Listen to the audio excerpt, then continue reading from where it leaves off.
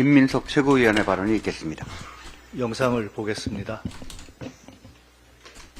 산업은행은 마땅히 서울시에 그대로 두는 것이 타당하다. 네, 그렇습니다. 여러 가지 이유로 서울에 계속 존치하는 게 맞습니다. 자, 오늘 산업은행을 부산에 이전할 겁니다. 서울을 아시아의 금융 허브로 만들겠다는 저희 서울시의 목표가 있는데, 전 세계 어느 나라도 금융 허브 도시를 두 군데, 세 군데, 네 군데로 나눠 놓고 금융 허브를 만들어가는 건 없습니다. 제가 일관되게, 우리 모두가 일관되게 말하는 것이 계속 한 번이라도 드린 적이 없습니다. 서울시 입장은 분명히 할 겁니다. 국힘은 부산을 거짓말로 이용만 해온 부산 무시 홀대닭입니다. 사는 이전 정지 작업은커녕 오세훈 시장도 사는 노조도 설득 못하면서 왜 민주당 탓을 합니까? 엑스포 책임 피하려고 사는 8.15 총선 치른 후에 한동훈 대표가 한 게 뭐가 있습니까? 금융계와 노조를 설득했습니까? 설득할 실력은 됩니까? 친윤 대타 오세훈을 누를 힘은 됩니까? 한 대표가 한다면 될 일도 안 되는 게 여권 공식 아닙니까? 한 대표가 말해서 된 일이 하나라도 있습니까? 저 영상을 부산 시민들께 보여드리겠습니다. 법 지키라고 했다고 해당 상임위도 아닌 김민석 탓까지 하는데 독대 요청에 이어 남 탓도 스토커식입니다. 한 대표가 그리 원한다면 사는 이든 침례 병원이든 언제든지 얼굴 보고 문답에 응해드리겠습니다. 이재명 대표가 성남에서 살린 공공병원을 국힘이 전국에서 없애는데 한 대표가 무슨 수로 금정 침례병원을 살립니까? 윤석열 대통령도 박형준 시장도 국힘 국회의원도 안 하고 못한 일 아닙니까? 부산은 매번 속고 표주는 국힘 전당포가 아닙니다. 지난 총선에서 부산만 봐줬던 김건희 윤석열 심판, 부마항쟁 기념일 10월 16일엔 부산이 할 겁니다. 부울경 메가시티도 가덕 신공항도 부산 민주당이 추진했고 부산 국힘이 흔들었습니다. 부울경 산업금융법과 금정 공공침례병원 민주당이 만들겠습니다. 국힘과 윤석열 한동훈은 못합니다. 진짜 실세 김건희도 못합니다. 민주당과 이재명은 합니다. 오늘 이재명 대표의 위증교사 사건 구형이 있습니다. 검찰이 제시한 위증교사 근거 발언 자체가 창작과 편집, 조작의 산물입니다. 정치검사들의 진짜 전공이 법학이 아니라 판타지 소설이라는 것을 이번에 알았습니다. 국민에게 안 팔리고 법원도 안 살 겁니다. 못 먹는 감 찔러나 보자고 이번에도 법정 최고형을 구형한다면 검찰과 해당 검사에게 대대손손 기록돼서 감이 아닌 양심만 찔리게 될 것입니다. 네, 오늘 결심 공판이 열리는 이재명 대표님의 위증교사 건 관련해서 저도 한 말씀 드리겠습니다.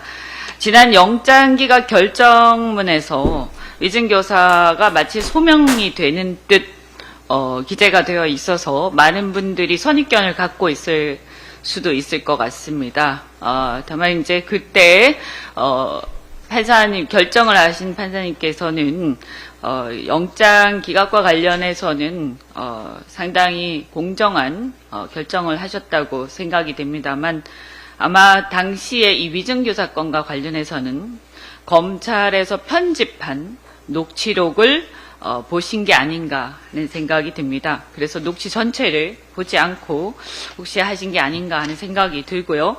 그래서 아까 많은 분들이 말씀하셨습니다만 그 대부분의 상당한 말들이 고의로 삭제되어 있는 악마의 편집본이 공소장에 적시가 되어 있는데요. 그 중에서 굉장히 중요한 말들이 삭제가 되어 있습니다.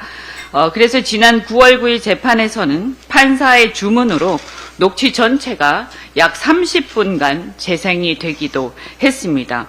그러면 어떤 말이 삭제가 되어 있는가가 굉장히 중요한데 여기서 우리가 위증이란 무엇이고 위증교사란 무엇인가에 대해서 한번 그 개념에 대해서 반드시 짚고 넘어가야 하겠습니다. 위증이라는 것은 여러분 상식적으로도 그렇지만 법률적으로도 우리가 기억나는 대로가 아니라 기억과 다르게 진술하는 것입니다. 법정에서요, 선서를 하고서. 기억과 다르게, 보고 들은 것과 다르게, 기억하는 사실과 다르게, 이런 것들인데요. 그러면 만약에 보고 들은 그대로, 있는 그대로, 그리고 기억나는 그대로 진술해 달라고 얘기를 한다면 그것은 위증을 교사하는 것이 아니라 위증하지 말아 달라고 호소하는 것일 것입니다. 자, 그러면 삭제된 여기서 이 진술 그 녹취 전체를 보면 어떤 얘기들이 있느냐? 여기 PPT를 보시면 그냥 있는 대로 진짜, 그냥 있는 대로, 기억을 좀 되살려. 김 비서관이 안 본 거 그런 얘기는 할 필요는 안 본 거니까 당연히 할 필요가 없는, 혹시라도 안 봤는데 혹시라도 위증을 할까봐 걱정이 돼서 하는 얘기입니다. 그래서 사실은 그렇습니다. 위증교사, 즉 위증을 부탁한 게 아니고 위증하지 말고 사실대로 말해달라고 부탁한 것입니다.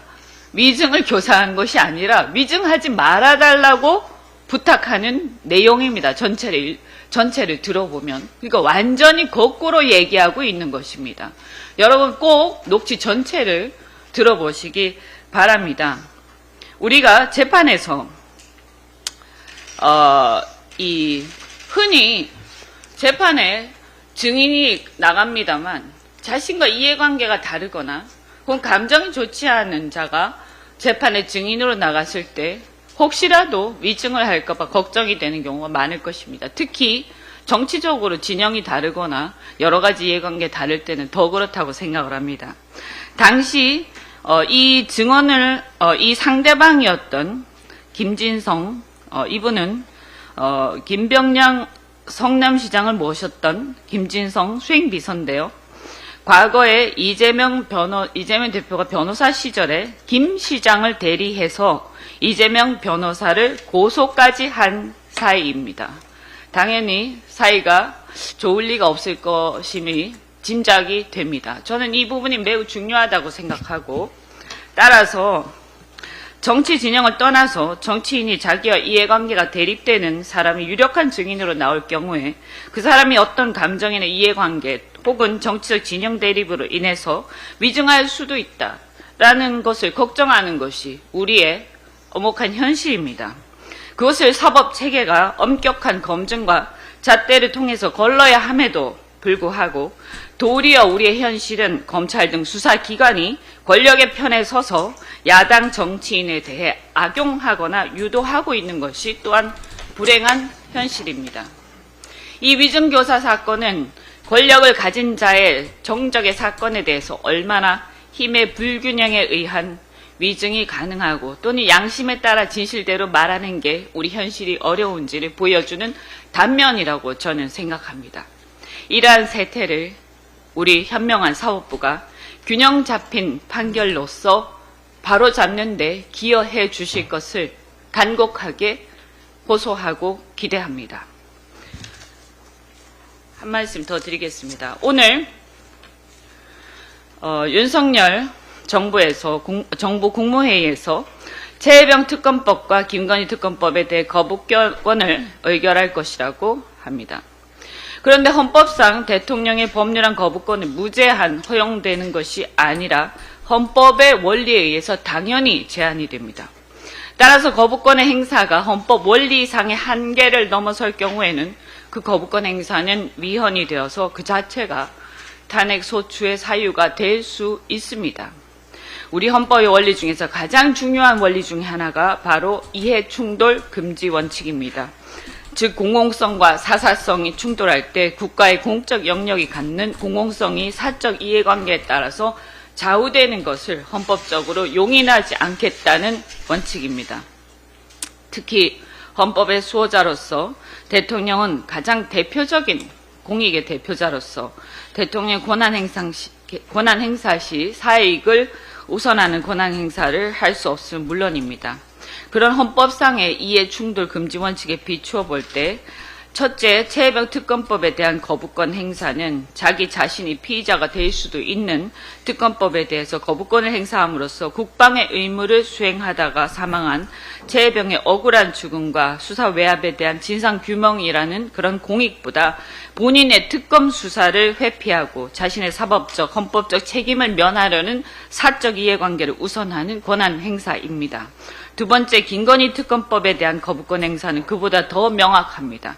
명품백 수수 사건, 도이치모터스 주가 조작 사건과 공천 개입 사건의 경우에는 배우자인 김 여사가 특검의 피의자임이 너무나 명백하므로 그에 대한 거부권 행사는 헌법상 이해충돌 원칙에 반하는 위헌적 거부권 행사입니다. 공직사의 투명성과 청렴성, 자본시장의 투명성과 증권거래 질서, 정당 활동의 자유라는 공익보다 본인 배우자의 특검 수사를 회피하고 그로 인한 자신의 정치적, 사법적, 헌법적 책임을 면하려는 사적 이해관계를 우선한 거부권 행사입니다. 따라서 적어도 최혜병 특검법 및 김건희 특검법에 대한 거부권 행사는 헌법상의 이해충돌 금지 원칙에 반하므로 헌법상에 허용되지 않는 것이고 그 자체가 헌법 위반입니다. 이 거부권 행사 자체가 대통령의 헌법 수호 책무에 반한다는 점을 경고합니다. 재의결 시 여당 의원들께서도 이 점을 유념해 주실 것을 부탁드립니다. 만약 윤석열 대통령이 탄핵이 된다면 어디로 돈이 몰리게 될까요? 이런 뉴스들을 보시면서 동시에 부자가 될 수 있다면 믿으실 건가요? 지갑에 단돈 10,000원이라도 있고 시사정치에 관심이 있으신 분들이라면 지금 당장 돈을 벌 결심을 하셔야 합니다. 정치 뉴스를 꾸준하게 잘 챙겨보는 것만으로도 돈을 벌 기회가 있고 또 이미 큰 돈을 버는 사람들이 있죠. 이 사람들의 차이점은 뉴스를 단순히 뉴스로만 보는 게 아니라 실제로 어떤 종목들에 큰 영향을 미치게 되고 그렇다면 어디에 투자를 해야 돈이 몰리게 되는지 알고 있습니다. 월급만으로는 절대 채울 수 없는 부를 축적하고 있는 것인데요. 얼마 전 한강 작가가 한국인 최초로 노벨상을 받았다는 것을 구독자 여러분들 모두 아는 사실일 겁니다. 이때 부자들은 재빠르게 노벨상 수혜주 종목들을 찾았고 그 결과 예스24라는 종목이 순식간에 2연상을 하며 200% 가까이 오르게 되었죠. 저희 구독자 여러분들은 이미 다들 아시겠지만 이 예스24 종목은 저희가 정확히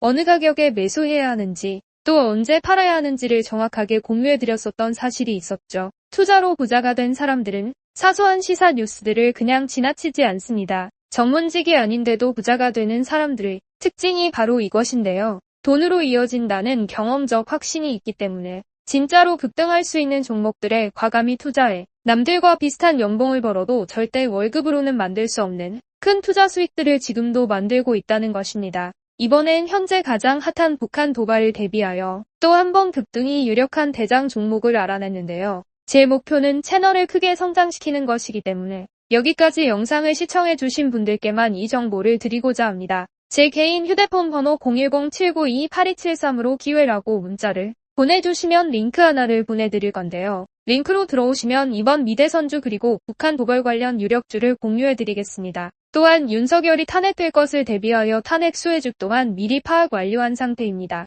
제가 돈을 받는 것도 아니고 투자를 대신 해드리려는 것도 아니니까 어느 시간이든 편하게 문자 한번 주시면 되겠습니다. 단돈 10,000원으로라도 시작해야 하는 게 투자와 재테크죠. 수익을 보시게 될 여러분들께 제가 바라는 것은 딱 하나입니다. 지금처럼 제 채널의 구독과 좋아요를 눌러주시고 새로운 영상을 만들 때마다 시청을 해주시면 됩니다. 제 번호를 꼭 기억해주세요.